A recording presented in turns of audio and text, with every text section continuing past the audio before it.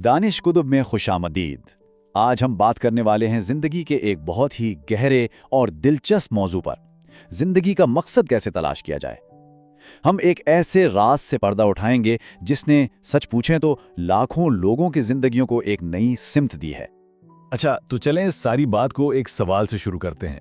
कभी सोचा है कि दुनिया में कुछ लोग 100 साल से भी ज्यादा लंबी, सेहतमंद और खुशगवार जिंदगी कैसे गुजार लेते हैं? आखिर उनका राज क्या है?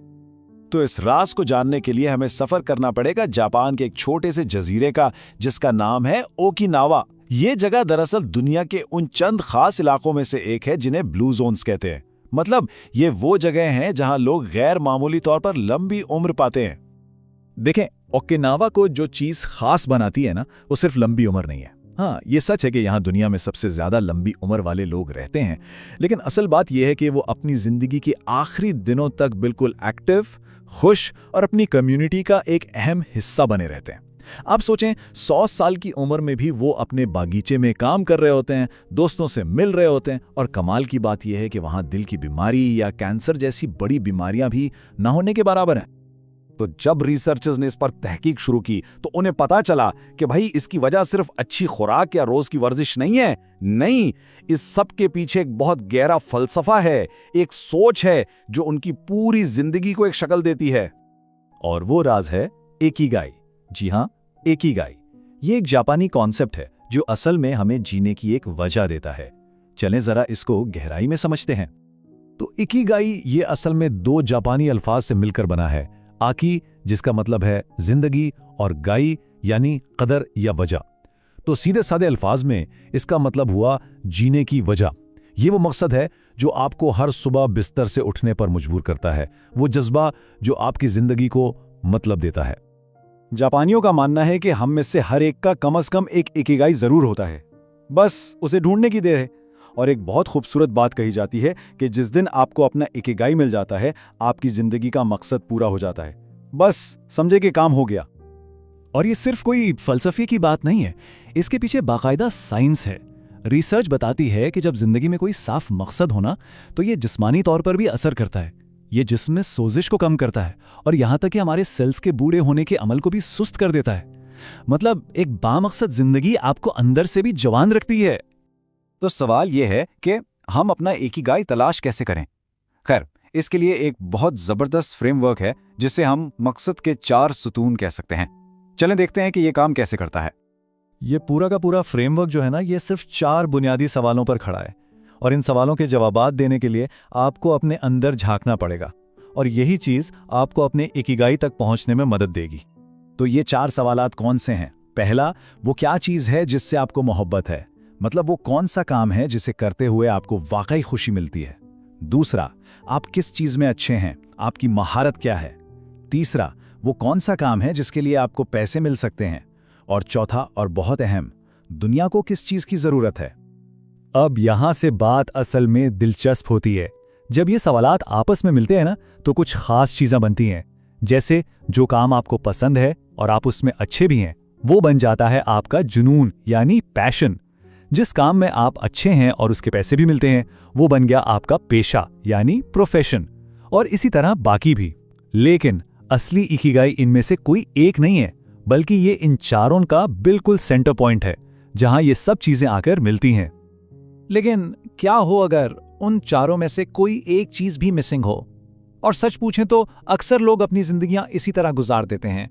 इकिगाई के बहुत करीब तो होते हैं, लेकिन उसे पूरी तरह हासिल नहीं कर पाते। चलें पहले 2 सिनेरियोस को देखते हैं। फर्ज करें आप कोई ऐसा काम करते हैं जो आपको पसंद भी है, आप उसमें माहिर भी हैं और दुनिया को उसकी जरूरत भी है, लेकिन आपको उसके पैसे नहीं मिलते। तो क्या होगा? आपको एक तकमील का एहसास तो होगा, लेकिन जेब खाली रहेगी, है ना। अब दूसरा सिनेरियो, आप एक काम में बहुत अच्छे हैं, उसके पैसे भी अच्छे मिलते हैं और दुनिया को उसकी जरूरत भी है, लेकिन आपको वो काम बिल्कुल पसंद नहीं। नतीजा, जिंदगी आरामदेह तो होगी, लेकिन अंदर से एक खालीपन का एहसास आपको खाता रहेगा।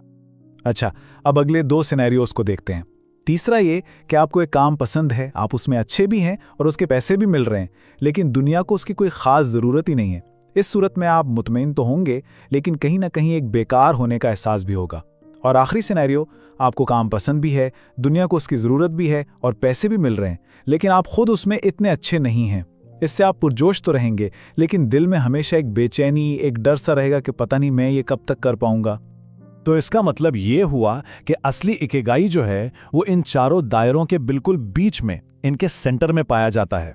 ये वो स्वीट स्पॉट है जहां आपका जुनून, आपका पेशा, आपका मिशन, ये सब कुछ एक हो जाता है।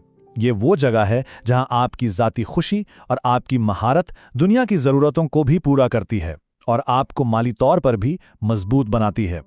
तो अब जब हमने इकिगाई के इस कॉन्सेप्ट को समझ लिया है, चलें वापस ओकिनावा के लोगों की तरफ चलते हैं। देखते हैं कि वो इस फलसफे पर रोजमर्रा की जिंदगी में अमल कैसे करते हैं, क्योंकि असल सबूत तो उनकी आदतों में ही छुपा है।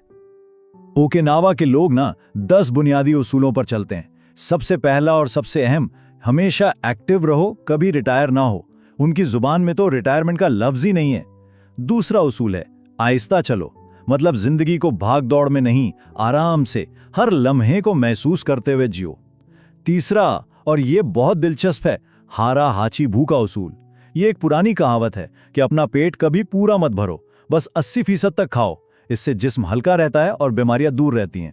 और इसके अलावा अच्छे दोस्तों का साथ, फितरत के करीब रहना और हर लम्हे को यानी हाल में जीना, ये सारे उसूल मिलकर ही उनके इकिगाई को और मजबूत बनाते हैं। अच्छा, इकिगाई को रोजमर्रा के कामों में महसूस करने का एक बेहतरीन तरीका है फ्लो की हालत में जाना। फ्लो ये वो कैफियत है जब आप किसी काम में इतना डूब जाते हैं कि आपको वक्त का एहसास ही नहीं रहता। आप और आपका काम बस एक हो जाते हैं। और ये हालत तब आती है जब आप कोई ऐसा काम कर रहे हो जो ना तो बहुत ही आसान हो कि आप बोर हो जाएं और ना ही इतना मुश्किल कि आप परेशान हो जाएं, बल्कि आपकी सलाहियतों के लिए एक परफेक्ट चैलेंज हो। तो इतनी सारी बातों के बाद अब सवाल यह है कि हम अपना इकिगाई ढूंढने का सफर शुरू कैसे करें।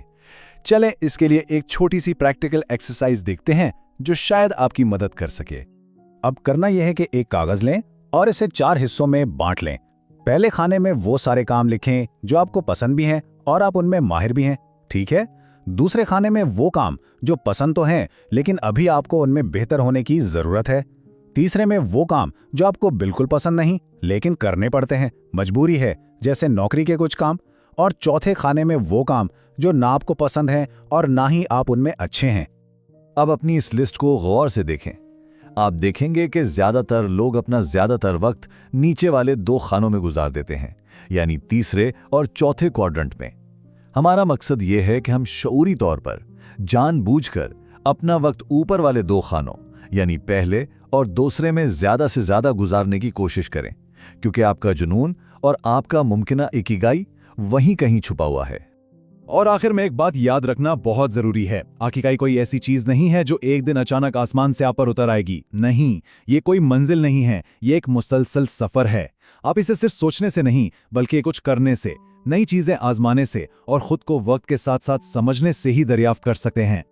तो चलें आज की इस गुफ्तगू को हम इसी एक गहरे सवाल पर खत्म करते हैं कि आपके सुबह उठने की असल वजह क्या है। हमारे साथ जुड़े रहने का बहुत शुक्रिया। अगर आपको ये बातें पसंद आएं तो इस काविश को लाइक करें, सब्सक्राइब करें और इसे अपने उन दोस्तों और घर वालों के साथ जरूर शेयर करें जो अपनी जिंदगी को अपग्रेड करना चाहते हैं।